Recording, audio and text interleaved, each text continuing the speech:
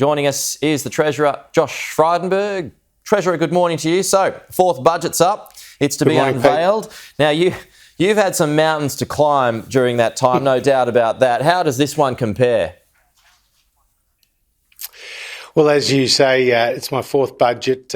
Budgets that have been delivered in the face of drought, fires, floods, the global pandemic, and now war in Europe. So they've been a difficult set of domestic and international circumstances, but we have seen Australia's remarkable economic recovery underlined by the unemployment rate, which came in at 4% yesterday, the lowest in 14 years.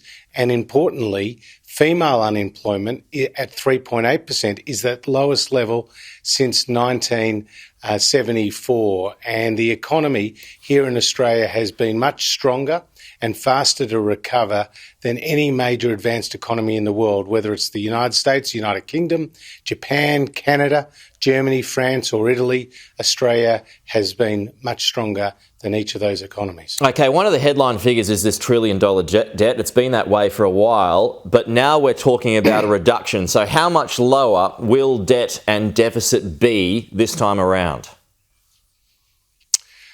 Well, in the budget to be unveiled in just over 11 days, we will actually see the fiscal dividend of a strong economy, Pete. So we've seen lower unemployment, and as a result, you get more tax revenue and you have lower outgoings for welfare payments. We've also seen strong commodity prices, higher than what was initially forecast in the budget. These are all helping to improve the budget bottom line.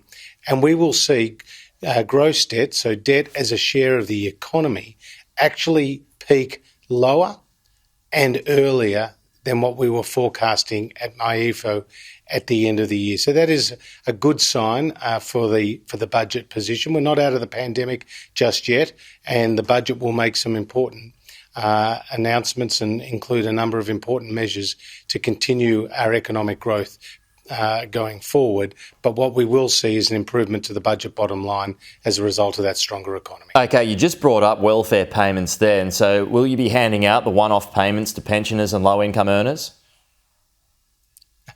Well, you may try to ask me a number of different ways this morning, I always Pete, do. that very same question. You can bank you on always that, Treasure. You do, but I'm not going to get on the sticky paper and join the rule in, rule out game just a week a bit away from the budget. The budget will include measures to address the rising cost of living pressures, which are real, but they're also on top of what we've already announced, $30 billion of tax relief in just the last couple of years. We've been able to reduce childcare prices significantly with more than $10 billion a year. And electricity prices, which doubled under the Labor Party, have come down by 8% in the last 2 years. Let's not forget, Pete, that Labor's Jim Chalmers, the Alternative Treasurer, said the biggest single test of the Morrison government's management of the pandemic would be what happens to jobs and unemployment. And we've seen that just yesterday. Under Labor, unemployment was 5.7%. Under the coalition, it's 4%, and that is even after the very difficult time that we've incurred as a result of the pandemic. From a macro level, it's all great. It sounds like the economy is going well. You've got, as you pointed out, 4% unemployment. It's the lowest it's been for some 14 years. But at a micro level, people aren't too fussed about that because of fuel prices, because of grocery prices. They can't afford a decent steak the way things are going at the moment. So how are you going to narrow in and zero in on that and make the cost of living easier for people? Well, I'm very conscious that the dinner table conversation right around Australia right now is cost of living.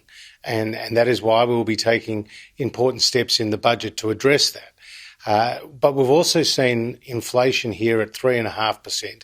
In the United States, it's more than double that. It's also higher in the United Kingdom, Canada and other countries.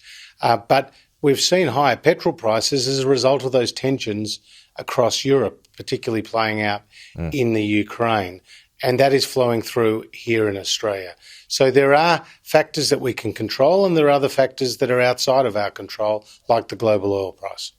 Well, I mean, the price of oil is going down now. It's the nature of these things. So do you rule out any changes to the fuel excise? Again, I'm not going to get on the sticky paper, Pete, on that. Again, it's been the subject of much speculation. Points to the fact that a change there might be pointless. Well, the oil price has fluctuated. It was up more than a third as a result of the issues in Ukraine, and then it has, as you say, come down a little bit, particularly as China has locked down so many people as a result of COVID that there's an expectation that the economy will start to slow there. Also, global growth has been hit pretty hard by events in Europe, and that's going to impact the overall level of economic activity and therefore the demand for oil. So there are a lot of factors here at play, Pete, that go into what is the weekly oil price. Okay, you mentioned Ukraine there. I noticed a report out this morning suggesting that a second batch of weapons of lethal aid is on its way to Ukraine. Is that true? Well, we've already made a significant announcement about providing weapons to Ukraine, and we've also announced a humanitarian package as well. I'll leave those announcements and details to the Prime Minister, to the Defence Minister. But our focus has always been on helping the very brave 44 million people in Ukraine right now who are withstanding a brutal assault on their democracy, on their sovereignty by an aggressive Russian regime. Labor, on a final topic here, Treasurer, Labor says it's too soon to respond to these questions that it's facing at the moment about its treatment of the late Senator Kimberley Kitching. Is it too soon for them to respond to these questions? Well, it's up to Anthony Albanese and the Labor Party to make decisions about how they're going to handle these matters. But obviously the public reports about the bullying and intimidation are very concerning and distressing, and it compounds the grief for many of Kimberley Kitching's friends. And I certainly count myself as being one of her friends. She was a very strong parliamentarian, a patriot, someone who cared deeply about human rights issues and affected real and positive change through her role in the Parliament. But clearly these are quite distressing reports, and I'll leave it up to Anthony Albanese and the Labor Party to respond. Treasurer Josh Frydenberg, thanks as always for your time. Talk to you soon.